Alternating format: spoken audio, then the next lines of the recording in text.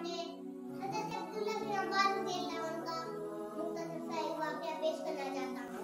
एक दिन हज़रत अबू अय्यूब अंसारी रज़ियल्लाहु अन्हु बसरा तशरीफ लाए और हज़रत अब्दुल्ला बिन अब्बास रज़ियल्लाहु